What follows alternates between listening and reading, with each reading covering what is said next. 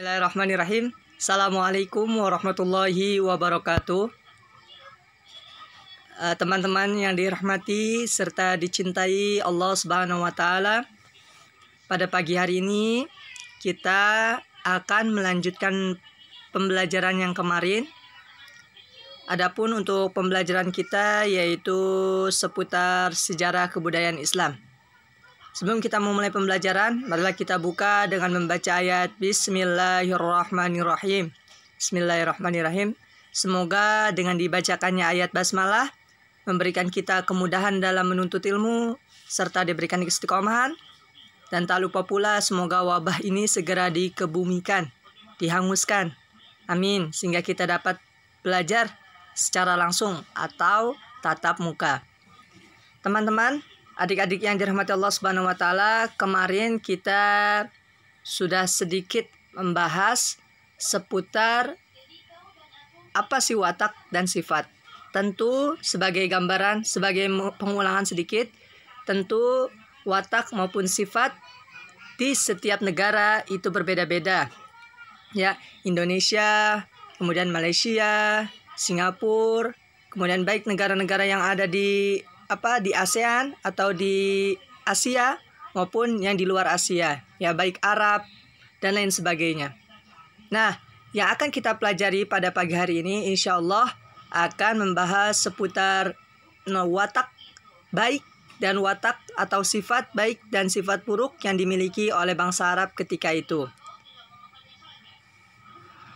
Ya, seperti itu. Ya, teman-teman yang dirahmati Allah, ya bisa dilihat atau mungkin teman-teman bisa buka di buku kalian, yaitu kebiasaan buruk bangsa Arab. Yang pertama yaitu menyembah berhala, dewa, jin, roh, dan benda-benda langit serta matahari, bulan, dan bintang.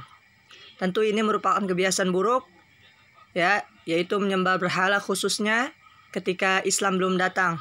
Karena ketika itu masyarakat Arab ya masih banyak yang tersesat, yaitu bisa dikatakan yaitu masa jahiliyah atau masa-masa kebodohan. Kemudian yaitu percaya kepada tahayul dan hantu. Yang ketiga, suka minum-minuman keras dan mabuk-mabukan. Ini menjadi kebiasaan sehari-hari bagi kaum jahiliyah di masa itu sebelum datangnya agama Islam yang dibawa oleh Rasulullah. Kemudian yang keempat yaitu hidup boros dan suka berfoya-foya. Kemudian suka bermain judi, yang kelima. Dan yang keenam, suka membuat persembahan kepada dewa-dewa. Dan yang ketujuh, suka berbuat riba, yaitu membungakan uang pinjaman. Ya, perlu digarisbawahi, ketika itu riba terlalu membahayakan ketika zaman jahiliyah. Karena seseorang yang meminjam atau lain sebagainya, riba di sini ketika masa itu terlalu besar, bahkan bisa membuat seseorang yang meminjam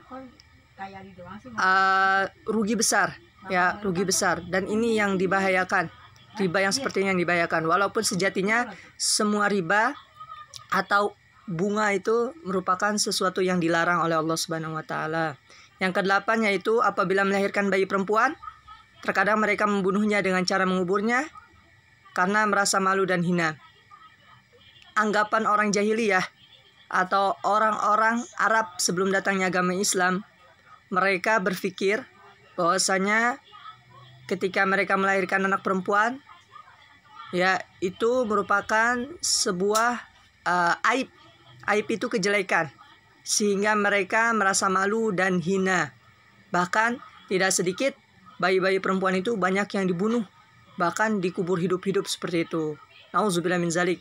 Ya, kemudian yang kesembilan yaitu suka berkelahi, bahkan sampai terjadi perang antar suku karena hal-hal kecil yang tidak penting. Nah, ini mereka betul di sisi lain punya keberanian, namun seringkali salah dalam digunakannya, dalam penggunaannya, yaitu suka membuat perkelahian, sejenis tawuran dan lain sebagainya disebabkan oleh masalah-masalah yang kecil. Seperti itu. Semoga Allah Subhanahu wa Ta'ala menghindarkan kita semua dari kebiasaan buruk bangsa Arab pada zaman jahiliyah itu. Amin, amin ya rabbal alamin. Namun, ya, bangsa Arab juga memiliki sisi baik yang bahkan hingga saat ini masih dipertahankan. Ya, mungkin nanti ketika kita umroh atau haji, amin. Ya, kelak kita akan dapat melihat sebagian besar watak dan sifat yang akan kita bahas ini, dan kelak kita dapat langsung melihat ya ketika umroh atau haji bagaimana sifat maupun watak yang dimiliki bangsa Arab. Ya, yang pertama yaitu dermawan. Ya, mereka tentu ya memiliki sifat dermawan bahkan apabila mereka kedatangan tamu. Ya, kemudian mereka bantu dapat diibaratkan ketika mereka memiliki satu ekor unta, ya di penjelasan sini, ya bahkan mereka rela untuk satu unta itu untuk disembelih untuk sebagai menghormati tamu yang telah datang di rumahnya. Masya Allah, ini sebuah sifat dermawan yang sangat mulia. Adapun sifat baik yang kedua yaitu suka menepati janji. Ya, orang bangsa Arab beranggapan meyakini bahwasanya janji adalah hutang yang mesti dibayar, yang mesti dilakukan. Ya, bukan hanya janji-janji palsu. Namun, bangsa Arab ketika berjanji, maka ia akan menepatinya. Sebagian besar seperti itu. Yang ketiga, yaitu memiliki tekad yang sangat kuat. Ya, mereka bertekad ya terhadap sesuatu atas apa-apa yang mereka pilih. Ya, kemudian mereka berusaha untuk mencapainya. Untuk mencapai tekad yang dicita-citakan dengan berusaha semaksimal mungkin. Mereka bertekad ya memiliki kebaikan, yaitu sifat yang baik, yaitu memiliki tekad yang sangat kuat. Yang keempat yaitu menjaga harga diri. Ya, tentu ini kita ketahui dengan adanya sifat keberanian yang mereka miliki, tentu bertujuan untuk menjaga harga diri mereka atau dijelek-jelekan di hadapan orang lain. Ini merupakan menjaga kehormatan diri mereka, baik diri, keluarga maupun kelompoknya. Kemudian yang kelima yaitu teguh akan pendirian. Ya, mereka tidak mudah terkecoh atau dipengaruhi oleh orang lain. Ya, tidak bimbang. Bimbang itu masih ragu-ragu. Namun sifat bangsa Arab ini yaitu memiliki pendirian yang sangat teguh. Ya, seperti itu. Dan yang keenam yaitu tentu dapat dipercaya. Ini pada umumnya ya sebagian besar. Jadi bangsa Arab itu selalu jujur dan suka berkata yang benar, seperti itu. Ya, semoga materi ini dapat dipahami oleh teman-teman ya, dan dapat menjadi pelajaran juga kepada kita untuk memiliki sifat-sifat yang baik dimiliki oleh bangsa Arab. Ya, seperti itu. Kemudian untuk selanjutnya teman-teman tolong dipahami ya, tolong bimbingan dari orang tua juga. Nanti setelah ini kalian tolong mengerjakan 2 soal ini, yaitu mari menjawab bagian yang ini nomor 1 dan bagian yang ini nomor 2.